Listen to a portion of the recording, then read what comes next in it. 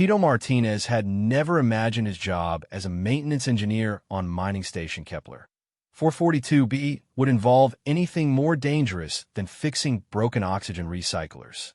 The remote station floated in the asteroid belt between two dead planets, far from any major shipping lanes.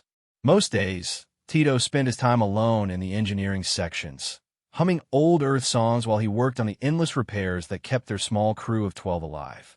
The station had been operational for 3 years, quietly extracting rare minerals from the surrounding asteroids.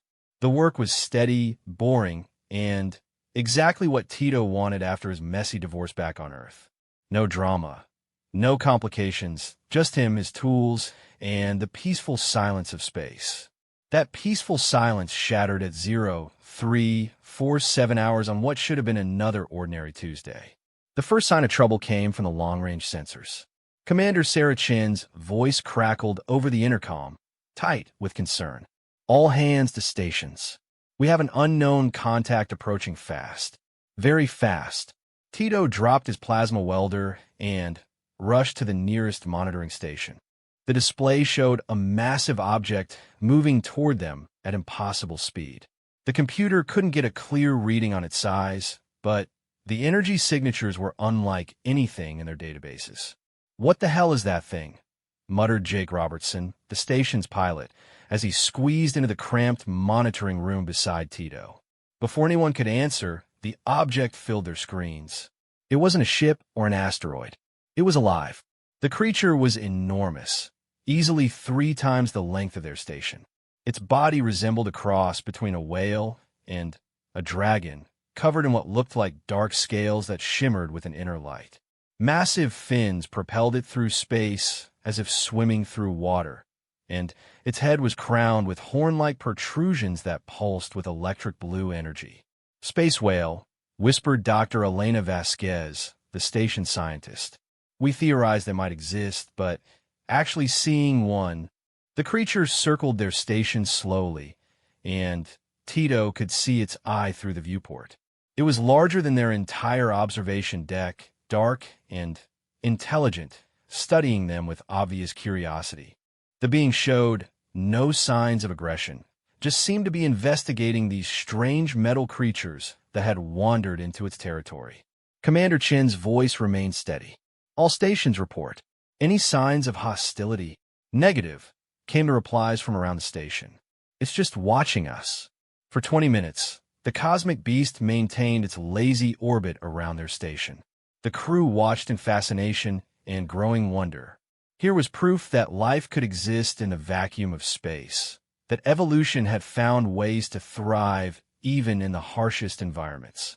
Then, everything went wrong. The Galactic Authority patrol ship Meridian dropped out of hyperspace without warning, its weapons already charging.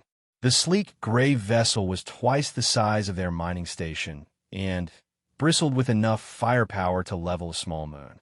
"Unknown creature, you are in violation of Galactic Safety Protocol 847, announced Captain Rex Dunbar over an open channel. Prepare to be eliminated for the safety of nearby installations." Tito's blood ran cold. He knew about Protocol 847. Any unidentified life form that approached within 50,000 kilometers of a human installation was automatically classified as a threat and subject to immediate destruction. It was a brutal law, passed after a series of attacks by hostile alien species in the Outer Rim territories. "Wait!" Commander Chin's voice cut through the static. "Meridian, this is Station Kepler 442b. The creature shows no hostile intent. It's just curious." "Irrelevant," came Dunbar's cold reply. "Protocol is protocol. Clear the area." The space whale seemed to sense the new danger. Its fins spread wide, and the bioluminescent patterns along its body flared brighter. But instead of fleeing, it positioned itself between the patrol ship and the mining station as if trying to protect the smaller vessel. "Look at that," Jake breathed. "It's trying to shield us." The gesture was unmistakably protective, and it made what happened next even more horrific. The Meridian's main guns opened fire without further warning. Massive plasma bolts slammed into the creature's side, tearing through its hide and sending clouds of silver blood drifting through space. The whale's cry of pain resonated through the station's hull, a deep, mournful sound that made everyone aboard flinch. The creature writhed in agony, its protective posture forgotten as it tried to escape the relentless bombardment. "Stop firing!" Chun screamed into her communicator. "You're torturing it." But the Meridian continued its assault. Dunbar clearly intended to make this quick and decisive. More plasma bolts found their target, and the whale's movements became weaker, more desperate. Tito watched in growing horror as the magnificent being that had shown them nothing but curiosity was systematically destroyed for the crime of existing in the wrong place at the wrong time. The creature's blood formed a glittering cloud around its wounds, and its cries grew fainter with each hit. "I can't just stand here and watch this," he muttered, turning away from the viewport. "What can we do?" Dr. Vasquez asked, tears streaming down her face. "We're just a mining station. We don't have weapons." That's when Tito remembered the emergency protocols. Every deep space installation was equipped with a certain type of defensive measure, something that could be used to protect the station from asteroid impacts or hostile boarding actions. "Mining charges. The demolition bay," he said suddenly. "We have enough mining charges to crack a small asteroid." "What are you thinking?" Jake asked, though his expression suggested he already knew. "Someone needs to get close enough to that patrol ship to make them stop. Make them think twice about what they're doing." Commander Chen looked at him as if he'd lost his mind. "That's suicide, Tito. Even if you could get close enough to detonate charges near their hull, they'd blow you apart before you got within range." "Not if they don't see me coming," Tito replied, his mind racing. "The maintenance pods are small enough to hide in the creature's sensor shadow. If I launch now, while they're focused on their target, I might be able to get close enough to make them reconsider." The whale's cries were growing weaker. Whatever Tito was going to do, he had to do it now. "This is insane," Chen said, but she was already moving toward the pod bay controls. "If you're determined to do this, at least let me help." Within minutes, Tito was suited up and climbing into Maintenance Pod 7, the station's most maneuverable small craft. Dr. Vasquez had helped him rig a dozen mining charges to the pod's external hardpoints, while Jake plotted a course that would keep him hidden behind the dying whale for as long as possible. "Remember," Chen's voice crackled in his helmet comm, "you're not trying to destroy them. Just get close enough to make them think you might. Make them realize they're not dealing with helpless miners anymore." Tito sealed his helmet and ran through the launch sequence. Through the pod's small viewport, he could see the cosmic whale floating barely 100 meters away. Up close, its majesty was even more apparent. Despite its wounds, despite the pain it must be feeling, the creature still maintained its protective position between the attacking ship and the station. "You deserve better than this," he whispered to the dying giant. The pod bay doors opened, and Tito launched into space, heading directly toward the most dangerous decision of his life. The maintenance pod slipped through space like a shadow, its tiny engines barely registering on any sensors. Tito had killed all unnecessary systems, running on minimal power to avoid detection. The only light in his cramped cockpit came from the emergency displays, casting everything in an eerie red glow. Behind him, the cosmic whale continued to absorb punishment from the Meridian's weapons. Each plasma bolt that struck the magnificent creature sent ripples of pain through Tito's chest. The being was clearly dying, its movements growing sluggish, its protective light dimming with each passing second. But it still hadn't abandoned its position between the patrol ship and the mining station. "Pod 7, what's your status?" Commander Chen's voice whispered through his comm, barely audible to avoid detection. "Approaching the target zone," Tito replied softly. "The whale is providing good cover. Meridian hasn't detected me yet." Through his viewport, he could see the patrol ship more clearly now. The Meridian was a brutal piece of military engineering, all sharp angles and weapon emplacements. Its hull was scarred from dozens of previous encounters, each mark a testament to its captain's willingness to use violence as a first resort. Captain Dunbar's voice continued to echo through space as he coordinated the attack. Target is weakening. Maintain fire pattern Beta 7. We'll have this thing cleaned up in another few minutes. The casual cruelty in those words made Tito's hands tighten on his controls. This wasn't pest control or safety enforcement. This was murder, plain and simple. The whale had shown no aggression, no hostile intent whatsoever. Its only crime was being different, being unknown. Distance to target, 50 meters, Tito reported. Beginning final approach. He could see individual Galactic Authority officers through the Meridian's bridge windows now. They stood casually at their stations, treating the destruction of a sentient being as routine paperwork. None of them seemed to question their orders or consider that they might be making a terrible mistake. Tito armed the mining charges attached to his pod's hull. Each one was designed to crack through solid asteroid rock, powerful enough to cause serious damage to an unshielded ship's hull. He wasn't trying to destroy the Meridian, just get their attention in a way they couldn't ignore. Final approach initiated. He whispered into his comm, "If this goes wrong, it won't go wrong." Chen's voice came back, firm with confidence. "You're the best engineer we have, Tito. If anyone can pull this off, it's you." The cosmic whale let out another cry of pain, weaker than before. Tito could see massive chunks of its flesh drifting away into space, trailing streams of that strange silver blood.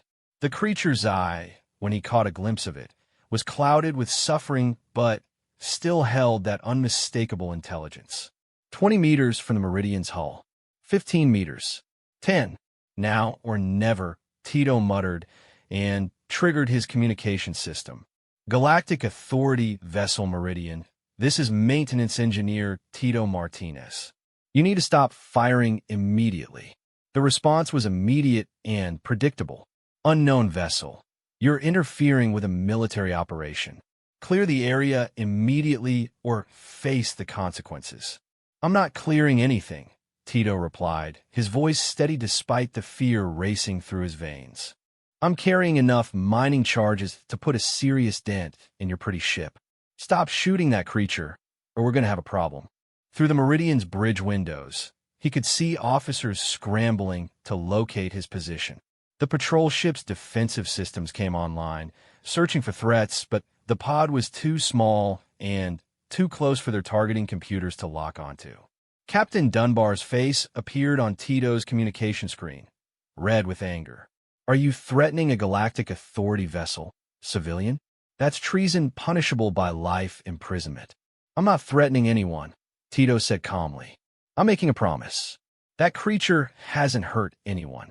It was protecting us, showing more compassion than you've shown in this entire encounter.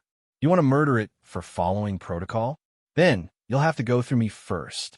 You're bluffing, Dunbar snarled. No mining station engineer has the guts to attack a military vessel. In response, Tito triggered one of his smaller charges, detonating at just 20 meters from the Meridian's starboard hull. The explosion wasn't large enough to cause serious damage, but it was definitely large enough to get their attention. Warning lights began flashing across the patrol ship's bridge as their hull sensors registered the impact. That was a warning shot, Tito announced. The next 11 charges are bigger, and they're all armed. Want to test how gutsy this mining engineer really is? For a moment, space was silent except for the hum of ship engines and the distant groaning of the wounded whale. Tito could see Dunbar conferring with his officers, probably trying to figure out how to deal with this unexpected complication. The pause in weapons fire gave the cosmic creature a moment of respite. It turned its massive head toward Tito's tiny pod, and for an instant, their eyes met across the void. In that gaze, Tito saw something that made his throat tighten with emotion. Recognition. Gratitude. The whale understood what he was trying to do. Meridian, we have a dozen witnesses on this station who can testify that this creature showed no hostile behavior. Commander Chen's voice joined the conversation. It actively tried to protect us from perceived danger. Destroying it would be a violation of interspecies protection laws. There are no interspecies protection laws for unclassified organisms. Dunbar shot back, but his voice had lost some of its earlier confidence.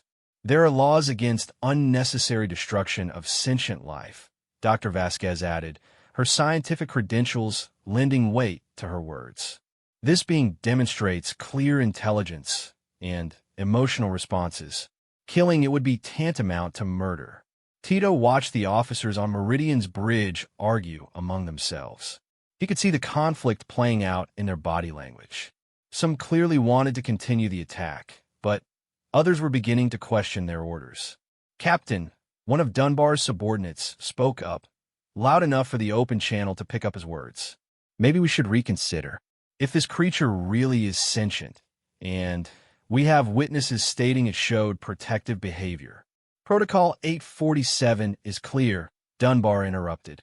"Unknown life forms approaching human installations are to be eliminated." "But, sir," the younger officer pressed, "Protocol 847 also includes provisions for intelligence assessment. If the creature demonstrates non-hostile intelligence, we're supposed to attempt communication first." Tito seized on this opening. That's exactly what it did. It approached peacefully, observed us without attacking, and when you showed up with weapons charged, it tried to protect us. If that's not non-hostile intelligence, I don't know what is. The cosmic whale, as if understanding the conversation, moved slowly closer to the mining station. Its movements were careful, deliberate, designed to show that it meant no harm. Even wounded and dying, the creature was trying to communicate its peaceful intentions. "Look at it," Tito said softly. "Really look at what you're doing. This being could have destroyed our station easily if it wanted to. Instead, it's bleeding out in space, trying to protect us from you. Who's the real threat here?" Another long silence stretched across space. Tito could feel sweat beading on his forehead despite the pod's cooling systems. He was betting everything on the hope that somewhere beneath Captain Dunbar's rigid adherence to protocol, there was still a spark of human decency. "Stand down, weapons," came a quiet voice from the Meridian's bridge. Not Dunbar's voice, but that of his first officer. "Belay that order," Dunbar snapped. "Sir, with respect, I'm invoking Article 12 of the Military Justice Code," the first officer replied firmly. "I have reasonable suspicion that continuing this action would constitute a war crime. I'm ordering weapons stand down pending proper intelligence assessment." Tito held his breath as the argument played out on the patrol ship's bridge. Through their windows, he could see Dunbar gesturing angrily while his officers stood their ground. It was a mutiny in all, but name junior officers refusing to follow orders they believed to be illegal. Finally, the weapons fire stopped. The cosmic whale's pained cries gradually faded to silence, but not because it was dying. The creature seemed to understand that the immediate danger had passed. Its massive eye turned toward the Meridian, then toward Tito's pod, then toward the mining station. In that gaze, Tito saw something that took his breath away. The whale was learning to trust them. "All stations stand down." The first officer's voice came over the comm. "We're sending a medical team to assess the creature's injuries and determine if assistance can be provided." Tito slumped back in his pilot's seat, suddenly aware of how tense he'd been. His gamble had worked, but barely. A few more minutes, and the magnificent being floating beside him would have been nothing but debris and memories. "Nice work, Engineer Martinez," came a new voice from the Meridian. The first officer was speaking directly to him. "That took real courage." "It took basic human decency," Tito replied. "Something that shouldn't be as rare as it apparently is." As he began the flight back to the mining station, Tito watched the cosmic whale floating peacefully in space, its wounds slowly beginning to heal in the zero-gravity environment. The creature's bioluminescent patterns had shifted from the harsh, bright flashes of pain to a softer, more rhythmic glow that seemed almost like a heartbeat. The being was going to survive, and for the first time in hours, Tito allowed himself to smile. 3 days after the confrontation, Tito found himself in a situation he'd never imagined. The cosmic whale had refused to leave the area around mining station Kepler 442b, and what had started as a crisis had transformed into something unprecedented in human history. First contact with a peaceful deep space life form. Dr. Elena Vasquez had barely slept since the encounter, spending every waking hour studying the creature and documenting its behavior. Her preliminary reports were already causing a stir throughout the scientific community, transmitted to universities and research stations across human space. The being demonstrates problem-solving abilities equivalent to terrestrial dolphins, she explained to the assembled crew during their daily briefing. But its brain structure suggests intelligence levels that might exceed our own. We're not dealing with a simple animal here. This is a sentient species. The whale had positioned itself roughly a kilometer from the station, close enough to observe their activities, but far enough to avoid crowding their operations. Its wounds were healing with remarkable speed, the damaged tissue regenerating in patterns that defied everything humans knew about biology. How was it surviving out there? Jake Robertson asked, staring out the observation deck window at the massive creature. No atmosphere, no apparent food source. Temperatures just above absolute zero. That's the fascinating part, Dr. Vasquez replied, her excitement barely contained. It appears to feed directly on cosmic radiation and solar wind particles. Its entire metabolism is based on energy absorption rather than traditional consumption. It's like a living solar panel crossed with a fusion reactor. Tito had spent most of the last 3 days working on a special project. Using the station's fabrication equipment, he'd been building a communication device based on Dr. Vasquez's analysis of the creature's bioluminescent patterns. If they were going to establish meaningful contact, they needed a way to speak the whale's language. The light patterns aren't random, he explained to Commander Chun as he made final adjustments to his invention. They're the mathematical progression in the sequences, almost like a visual music. If we can replicate those patterns accurately enough, we might be able to send simple messages. The device looked like an oversized lighthouse lamp mounted on the station's external hull. Banks of programmable lights could create complex patterns in millions of colors, all controlled from a simple keyboard interface that Tito had programmed with basic symbolic concepts. What happens if it works? Chen asked. What do we even say to something like that? We start with the basics, Tito replied. Friend, peace, thank you. The same things any intelligent being would want to hear after nearly being murdered for no reason. The first test came that afternoon. Tito activated his communication array and sent a simple pattern of soft blue lights pulsing in a rhythm similar to what they'd observed from the whale during its calmer moments. The message was designed to convey basic friendship and peaceful intentions. The response was immediate and overwhelming. The cosmic whale's entire body erupted in a brilliant display of bioluminescence, patterns flowing along its hide like living aurora. The light show was so beautiful that several crew members started crying, overwhelmed by the sheer artistry of the creature's response. It's working, Dr. Vasquez breathed, her scientific instruments recording every detail of the exchange. Look at the complexity of those patterns. It's not just acknowledging our signal, it's elaborating on it, adding new elements. For the next hour, human and whale exchanged increasingly sophisticated light patterns. Tito's simple messages of friendship were answered with complex mathematical sequences, artistic flourishes, and what could only be described as jokes. The creature was clearly enjoying the conversation, its responses growing more playful with each exchange. It's teaching us its language, Tito realized, watching the patterns flow across his screens. Look at how it repeats certain sequences, then adds variations. It's showing us grammar, syntax, emotional context. Captain Dunbar had remained aboard his patrol ship, officially to monitor the situation, but really because his crew had made it clear they wouldn't follow any orders to resume the attack. The first officer, Lieutenant Commander Sarah Park, had been in constant communication with the mining station, fascinated by the historic first contact.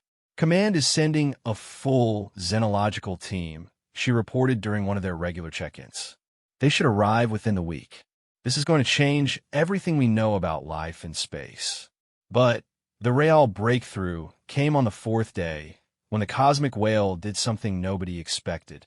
It began to sing. The song started as a low vibration that resonated through the station's hull, barely audible but felt in their bones. Gradually, it built into something that could only be described as a symphony of space itself. The whale's voice carried across frequencies that shouldn't have been possible in vacuum, somehow transmitting through electromagnetic fields and gravitational waves. "My God," whispered Dr. Vasquez, tears streaming down her face as she listened to the alien music. "It's beautiful. It's the most beautiful thing I've ever heard." The song told a story, though it took hours for Tito to begin understanding the narrative through his light pattern translations. The whale was sharing its history, the story of its people, their migrations through the cosmos, their ancient wisdom gathered across millions of years of exploration. They were not alone. The cosmos was full of life, the whale's song explained, but most species chose to remain hidden from younger civilizations until those species proved they could overcome their violent impulses. Humanity was being tested, and how they responded to this encounter would determine whether they were ready for contact with the greater galactic community. "We almost failed," Tito said quietly, the weight of realization settling on him. "If we'd let that creature die, if we'd proven that our first response to the unknown is always violence, we would have been quarantined forever." The whale's song continued, and through his translation device, Tito began to understand individual concepts. The creature had a name that roughly translated to "wind through stars," and it was young by its species standards, barely 300 years old. It had been curious about the small metal creatures that had appeared in its territory and had wanted to learn about them. When the patrol ship arrived with weapons charged, Wind Through Stars had assumed the newcomers were predators threatening the peaceful metal beings. Its protective behavior hadn't been random instinct, but a deliberate choice to defend what it perceived as a vulnerable species. "It was protecting us," Tito translated, his voice filled with wonder. "Not just positioning itself between us and danger, but actively choosing to sacrifice itself for beings it had never met before. And we repaid that kindness by nearly killing it." The song began to include references to Tito himself. Wind Through Stars had understood his intervention, recognized it as an act of courage and compassion.